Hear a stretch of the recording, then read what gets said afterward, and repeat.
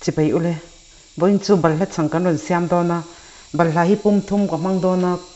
hi kurtai ka mangdon na kurtai hi gram za ania Maida hi gram za thaw ania kurtai aya khan chini po kha aman thei ani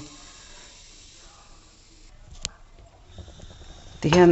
gesi ko na kurtai hi kan lo chuang tui phot don ani tui hi tlem te no chan ve po tling lo ka zuleya hi kan chuang tui vek don ani atui kan le nem lu tok kha chuanin kan me huna khan Banhla te kha tui ve de bok sia anem ve sia atam lu tukang ti kha hlau oma chuwang chuanin kurtai hi kan ti tui don hian kem te kha kan le don ani tui kan kurtai chon po hi alo tui ral to a hi gesi kan ofanga Banhla hi kan thenga kan lo rot koi don ani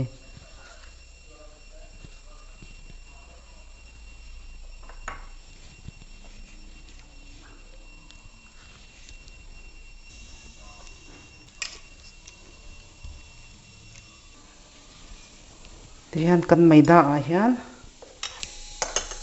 kurtai tui kan chon tui kha kan zu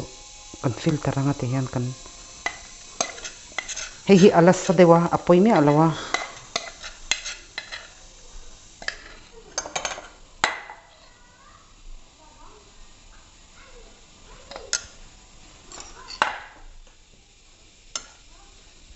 chuanin Banhla kha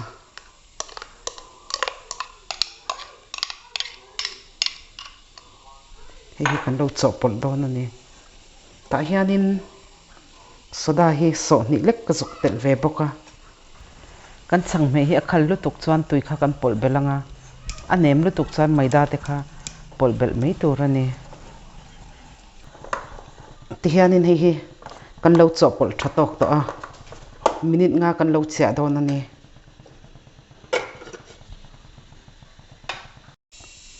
ti hian kan chang kan tur po minute nga kha kan lo chia to a hi kan lo kang to don ani thirbela tel ka chuanga hi klemin hi alo lum ve to a tel kha asalu tuk lo tur ania kan thlak khanin ti hianin kan kang than to don ani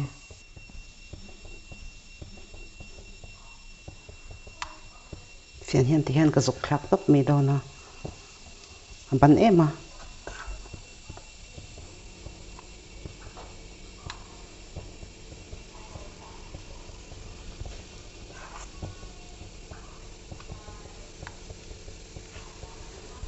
chef ka chu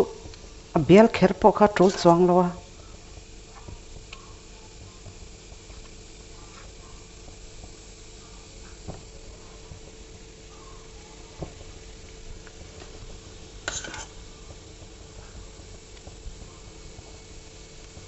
ti hian thirbela leng moi to khi kan thlak ve me anga me hi medium a khanin ka da a chuanin hi kan ur cher to dani kan lai khan me hi asat lu tuk chuanin amin kim lawang ti te kha hlau oma chuwang chuanin mei control hi poimo lu tuka asadeu ani chuanin kan da hniam le deuh mai anga khate ang khanin adai dewa kan hria ni chuan kan ti sang le deuh hlekanga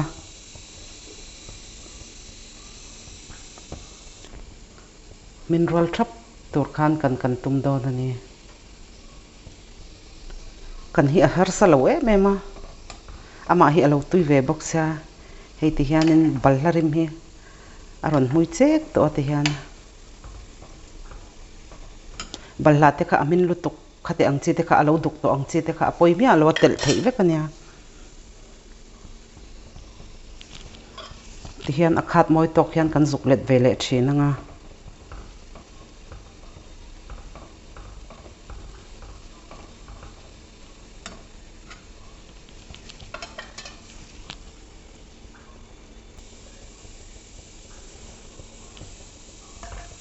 ti hian alo min ve to a hi kan phort chok dona hi kan lo phort chak don ani tiang thau hianin adang hi ka lo thlak le ang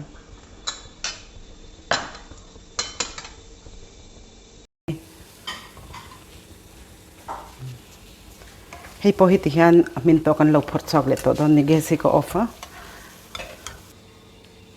hei hi ne kan Banhla Chhang siam kha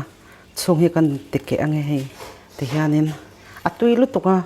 arong hi uk na chan kha chu kurtai kha ka hmanga chini te kha chu hmangilang chuanin maida kha avar box se tiang hian uk don lawani ti hian maida gram za kha ka hmanga kurtai gram za kha khanin ti ang chhang hi somparuk ka siamani chun thing pui me tan te hian atui em ha tiang hi siam hi ol sam box ya thain ti zong te ni chuan in lo siam ve don ania ka channel min lo thlir saka wangin ka lo me